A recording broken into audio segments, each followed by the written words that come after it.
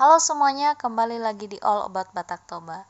All About Batak Toba ini adalah sebuah channel yang akan menyediakan informasi-informasi mengenai Batak Toba, dari tradisinya, adat istiadat, kebiasaan, fakta menarik, makanan khasnya, tutorial masak makanan khasnya, sampai belajar bahasa Batak Toba secara terstruktur dan sistematis.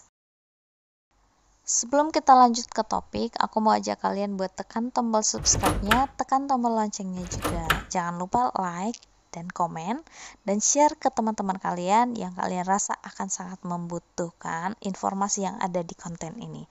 Dengan begitu, kalian sudah bantu aku dan dukung aku untuk membuat channel ini lebih berkembang lagi, lebih baik lagi, dan lebih bermanfaat untuk banyak orang. Seperti kita ketahui, berbagai bahasa di dunia ini punya kata-kata yang sebenarnya nggak bisa diterjemahkan secara langsung, tapi memiliki makna dan melengkapi makna ketika dia dimasukkan dalam suatu kalimat. Jadi dia bisa melengkapi makna kalimat tersebut.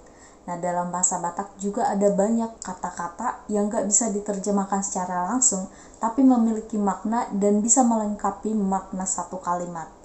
Kali ini aku akan bahas 3 kata, yaitu bah, dan bo. Nah, yang pertama bah. Bah bisa kita gunakan saat kita melupakan sesuatu. Misalnya kita sudah di tengah jalan, terus kita ingat bahwa ada yang kelupaan, ada yang ketinggalan. Kita bisa menggunakan bah, lupa au. Bah, lupa au. Artinya aku lupa. Sebenarnya kita bisa hanya menggunakan lupa au yang artinya aku lupa, tapi ketika kita tambahkan bah, lebih dapat maknanya kalau kamu memang melupakan sesuatu. Kemudian bah juga bisa mengekspresikan satu kekagetan, entah itu kadar kekagetan kita sedikit atau kadar kekagetannya besar. Misalnya kamu baru mendengar satu berita, misalnya si ini jatuh loh, si ini kecelakaan loh, bohai, yang artinya masa.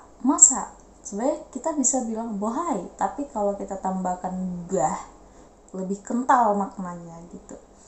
Terus misalnya ketika kita pulang ke rumah, terus ternyata ada teman kita nggak nyangka ada teman kita di situ. Biasanya kan kita bilang, kamu, atau kamu rupanya, kamu ada di sini ternyata gitu. Kita bisa mengatakan ho di HP,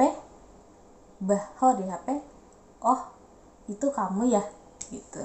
Nah, kemudian yang kedua adalah ba itu sebenarnya kalau diterjemahkan secara langsung bisa artinya iya, tapi bukan iya yang berarti yes, bukan iya menyetujui, tapi lebih ke misalnya ya iyalah bayi mah dah, ya iyalah bayi mah dah.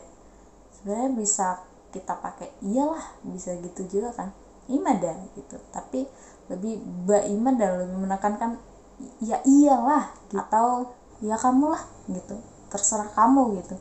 Bahoma, atau misalnya kamu udah nawarin solusi ke orang, kamu udah jelasin terus dia menolak, kamu kan biasanya ya udah deh terserah lu gitu. Kalau dalam bahasa Bataknya bahoma bah, artinya ya udah terserah kamu aja gitu, bahoma bah. Jadi bisa dipakai di situ. Sebenarnya tanpa ba itu juga bisa sama maknanya, cuman lebih kental aja ketika ditambahin dengan ba. Jadi nggak ada terjemahan langsungnya dalam bahasa Indonesia. Terus yang selanjutnya adalah bo atau boh. Bo atau boh sama aja artinya. Kalau kata-kata bo atau boh ini lebih menunjukkan bahwa percakapan itu adalah antara orang yang akrab gitu. Misalnya seseorang pergi gitu, kita lihat mau kemana, kita mau nanya gitu, lalu dia hobo, jadi kita bisa tambahkan bo, kamu mau kemana, lalu dia hobo.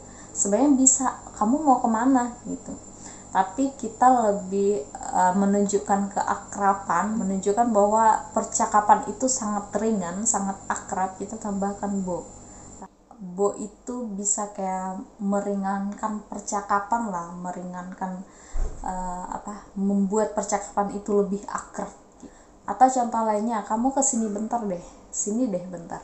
Jadi kita bisa menggunakan sojobo stokin, boh gitu, sojobo, sini dulu deh, sojobo gitu. Sebenarnya bisa aja kita menggunakan tuh sojo sotokin, tapi ketika kita tambahkan boh itu lebih ringan, lebih akrab gitu. Kita bisa sojobo sotokin gitu. Atau horasbo, itu dia 3 kata yang sering diucapkan dalam percakapan bahasa Batak. Semoga dapat dipahami. Next kita lanjut lagi untuk kata-kata selanjutnya. Horas.